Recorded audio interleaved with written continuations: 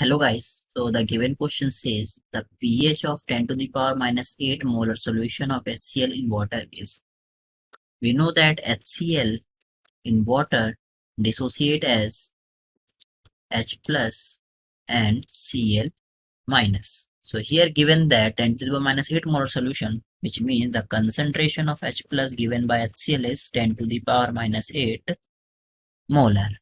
Now we know that in water the concentration of H plus is equal to 10 to the power minus 7 molar in water. So total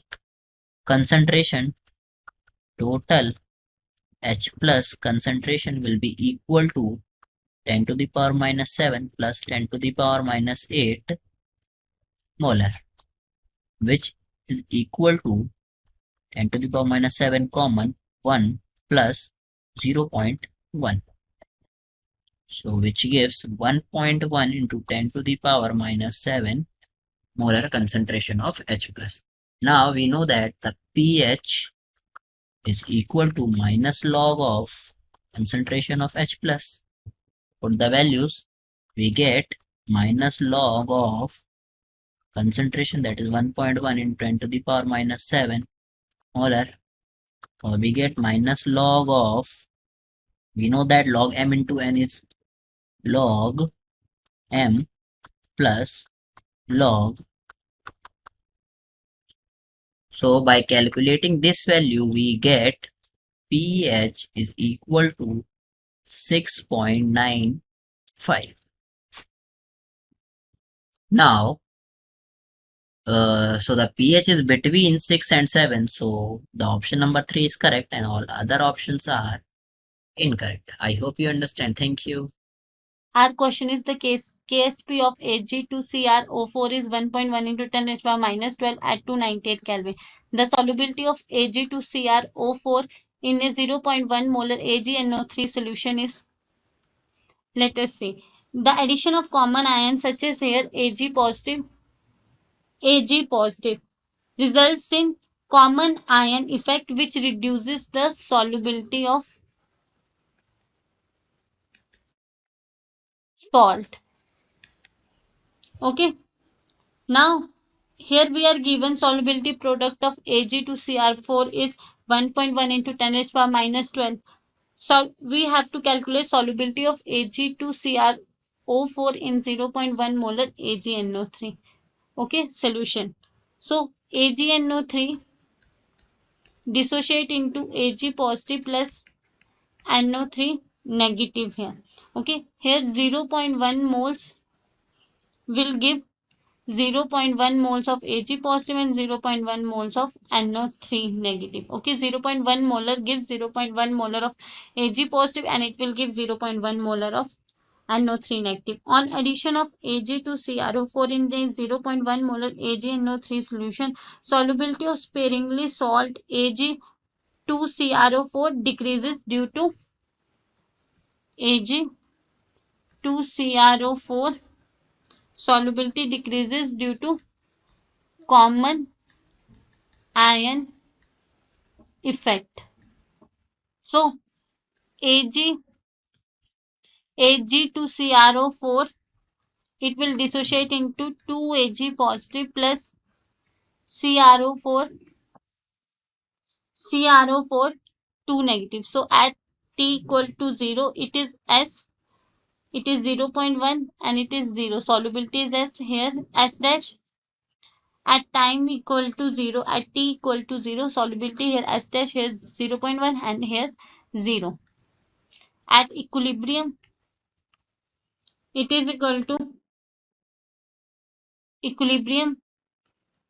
This will finish and it will form 0.1 plus 2s dash and here it is s dash. Okay, here 0.1 is very greater than 2s dash. Okay, so we will take here only 0.1.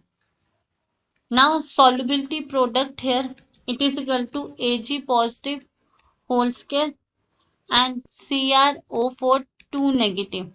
Now it is equal to 0.1 whole square, it is S, and solubility product is given, which is 1.1 into 10 raised power minus 12 here. It is equal to 1.1 into 10 raised power minus 12 divided by 0.01 equal to S. So S equal to, sorry, S dash here, this is S dash, and S dash equal to here 1.1 into 10 raised power minus 10 mole per liter here. Okay. So solubility of Ag to CrO4 in 0.1 molar AgNO3 solution is option 1 is not correct. Option 2 1.1 into 10 raised to power minus 10. So option 2 is the correct answer of this question here. Option 3 and 4th is not correct here. So option 2 is the correct answer of this question. एक question हमें दिया हुआ है जो कि 2010 IIT JEE में आया था. Aqueous solutions of HNO3 KOH, CH3COOH and CH3CONA of identical concentrations are provided. HNO3 KOH, CH3COOH और CH3COONA के आइडेंटिकल सेम कॉन्सेंट्रेशंस वाले हमें एक्वियस सॉल्यूशंस दिए हुए हैं. तो हमें बताना है कि the pairs of solutions which form a buffer upon mixing is are. तो ऐसे पेयर्स हमें बताने हैं जो कि मिक्सिंग के बाद बफर फॉर्म करेंगे. तो चेक करते हैं. फर्स्ट पेयर है HNO3 एंड CH3COOH.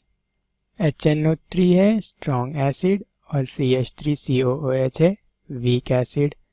हम जानते हैं स्ट्रॉन्ग एसिड और वीक एसिड का अगर हम मिक्स करेंगे तो सॉल्यूशन में कुछ नहीं होगा, बस सॉल्यूशन एसिडिक रहेगा, मतलब ये सॉल्यूशन बफर नहीं होगा.